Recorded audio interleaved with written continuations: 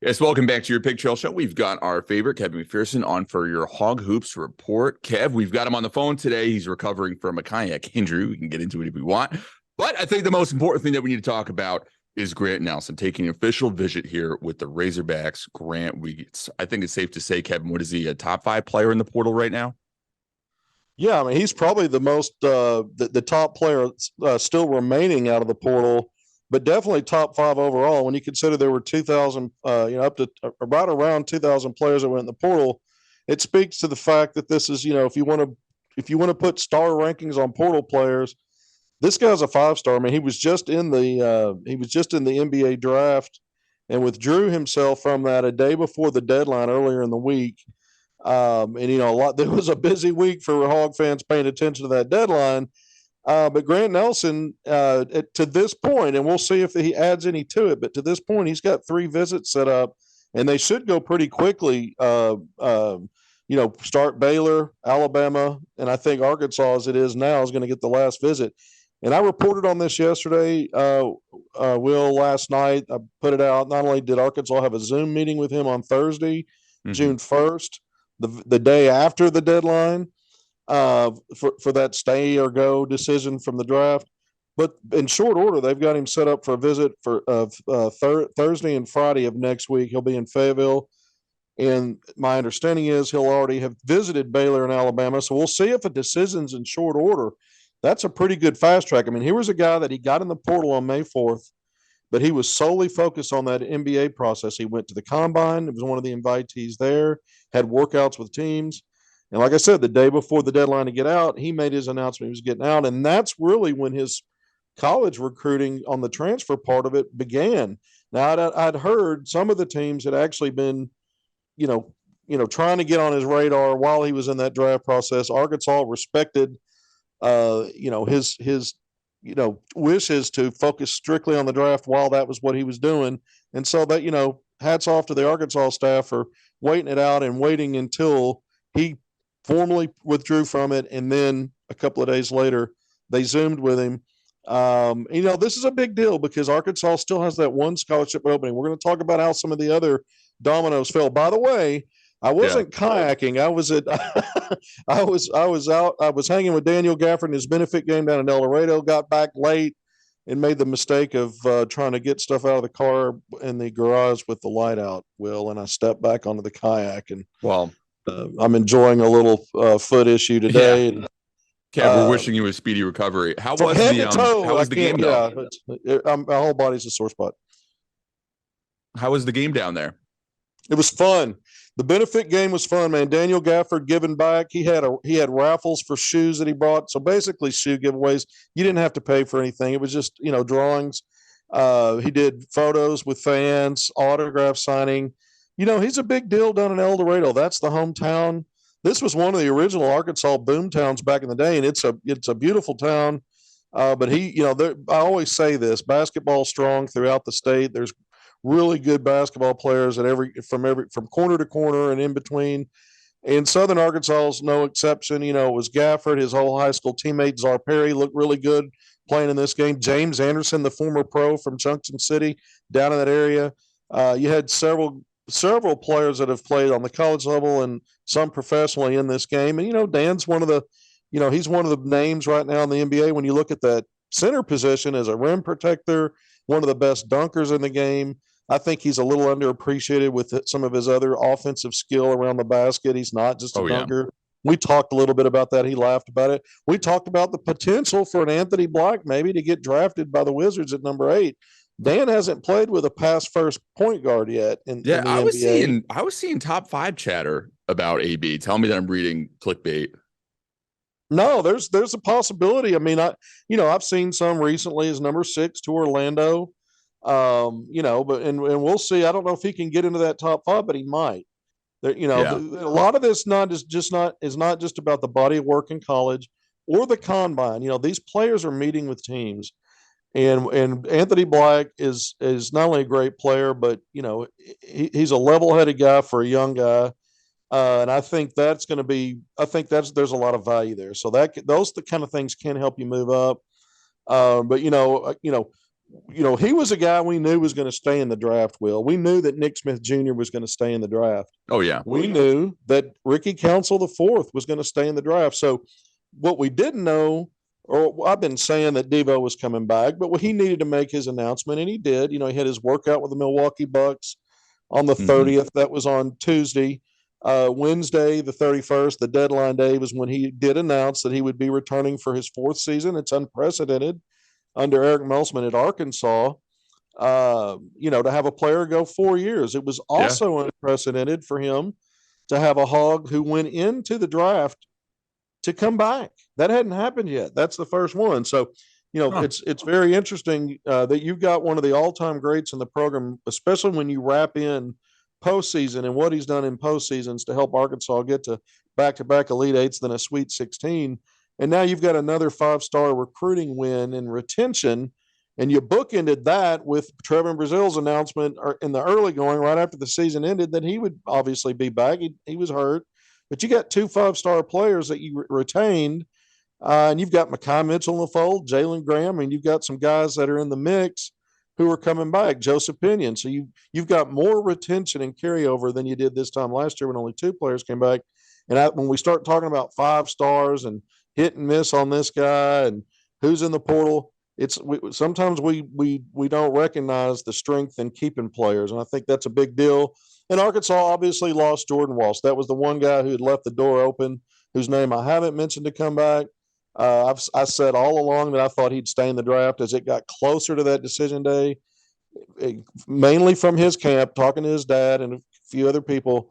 I was getting the impression it was more 50-50, that he really was undecided. I'm not sure that that's the case, that was the case, but that's what I was told. And so what can I go off other than that? But I never said he was coming back. But at the same time, I thought maybe there was a chance there. Turns out no. So Arkansas still got that one scholarship opening. All the Hog fans wanted Ron Holland. I loved Arkansas's chances. That's the phraseology I always used. A lot of pundits out there that actually predicted, or said he's going to be a Razorback. But better at the than end, him the going G to League Texas. night won out. Arkansas thought they had him. And they had really good reasons to think they would, and it didn't work out that way. Ron Holland will be a professional basketball player starting with G League Ignite in the upcoming season.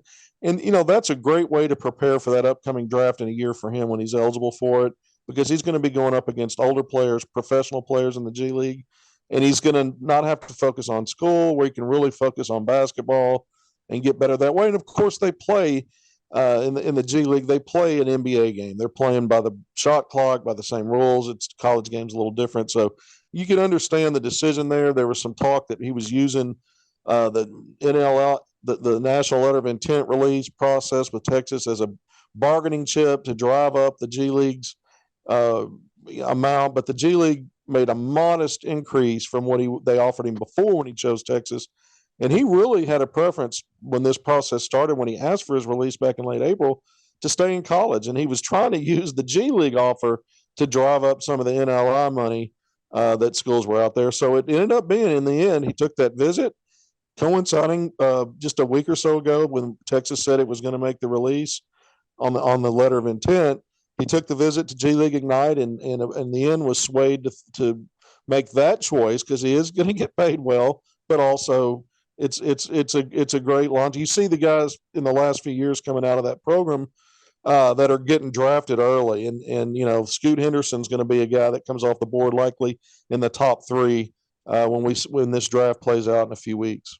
Yeah, absolutely. I wasn't too surprised to see Jordan stay in. With that being said, where do you think he'll go in the draft? Yeah, I mean, you've got several mocks that have him. I saw one in the late 30s. That was ESPN's mock draft at 39. You have Jonathan Wasserman with Bleacher Report. He's a respected draft analyst.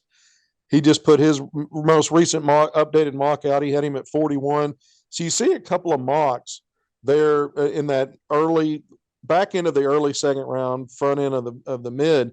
But my understanding is the feedback from the actual NBA teams, kind of cumulative, had him mid-second to late second. And so to stay in the draft, if he doesn't have a guarantee, which a lot of these guys, second-round projected guys, get before they make the decision to stay in. If he doesn't have that, it could be a little bit dicey. So, some of these projections are over the map. If I had to call it, I would say right now he's probably a mid-second rounder at best, with a possibility of being a late second rounder.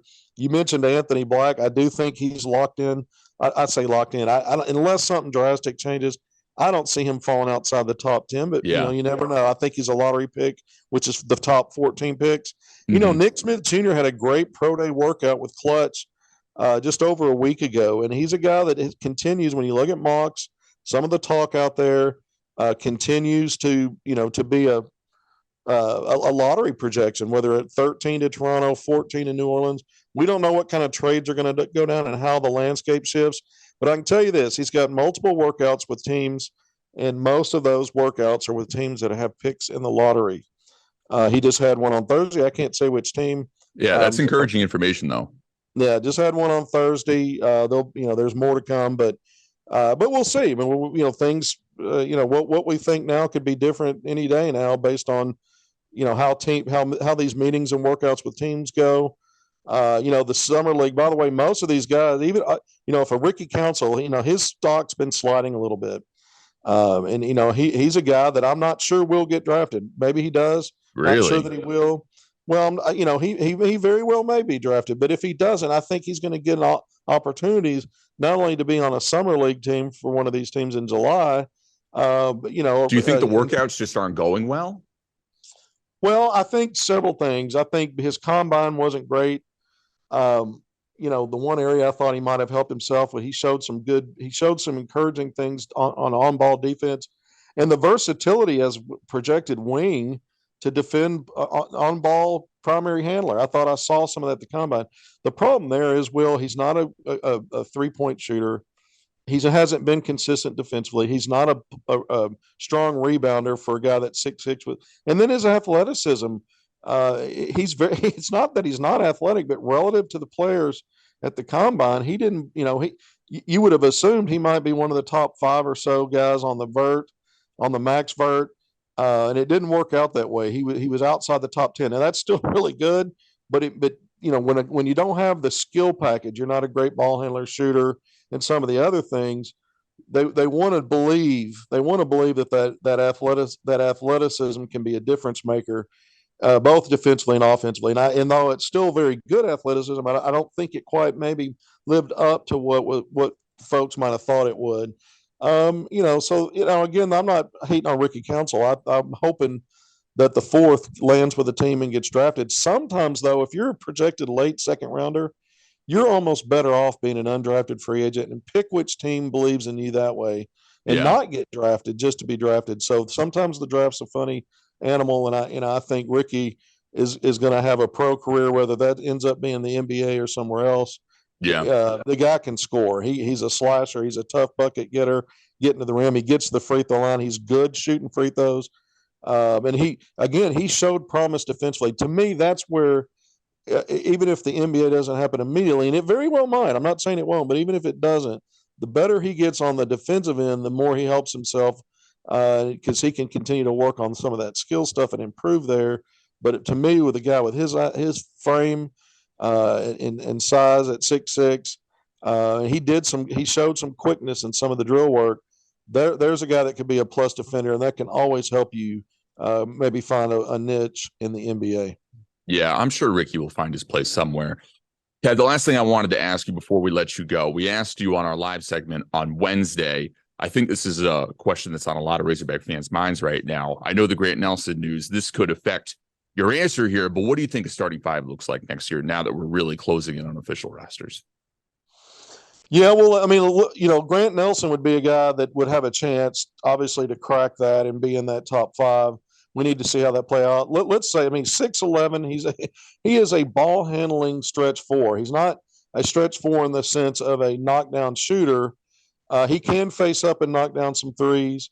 Not the most efficient, but enough of a threat to keep a defense honest. But his handles, he can go left or right, get into driving positions, and if you wall him off, he then can turn his back and become a low post player with moves, drop step baseline, turning left or right into the paint and shooting over his shoulder with touch. So here's a guy that, when I call him a stretch four, it's more about the ball handling skill and the ability to maneuver to spots with finishing ability.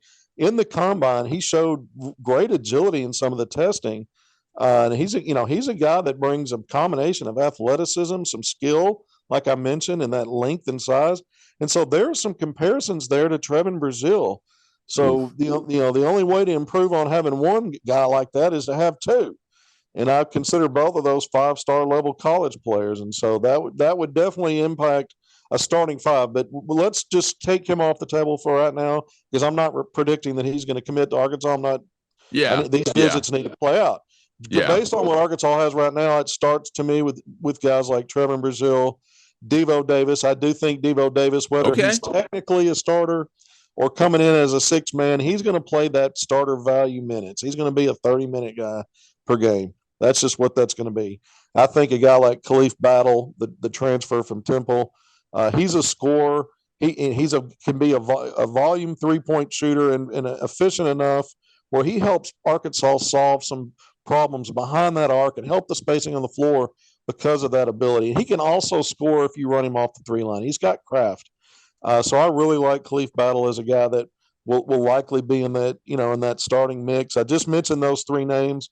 I think guys like L. Ellis, Trayman Mark. Trayman Mark is a winner, man. The guy that 6'5" wing from Houston. He's got a resume similar to Devo in terms of winning, but he's very versatile. He's a versatile defender. It starts on that end with him. And then he's a guy that really has started to merge with his offense, started every game for the Cougars last year, but his offense down the stretch, especially in the NCAA tournament, picked up. So I think he's a guy you look at. And again, I bring up L. Ellis because he's a veteran, the transfer from Louisville. He can play the combo. He's got quickness. He's a threat from 3, but he can create. And so I think that's another thing that helps Arkansas.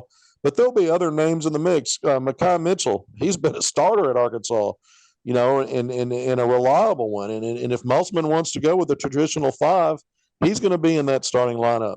Jalen Graham's got a chance to be in the rotation and help Arkansas.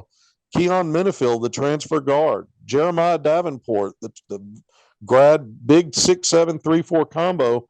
Arkansas right now doesn't have a guy like that because Walsh is gone. They didn't get Holland, and we don't know about Grant Nelson. So I just went through, 7 or 8 names. You asked me about starters, but I think what's going to be really key is who's that top 7 to 8 rotation. That to me, and obviously the starters, that'll shake out. Sometimes some of those roles change a little bit through the season. It's not always, it doesn't look the same throughout necessarily, but let's see who finds their way and carves out top 7-8 minutes. And let's not forget Layden Blocker, the freshman guard coming in from Little Rock.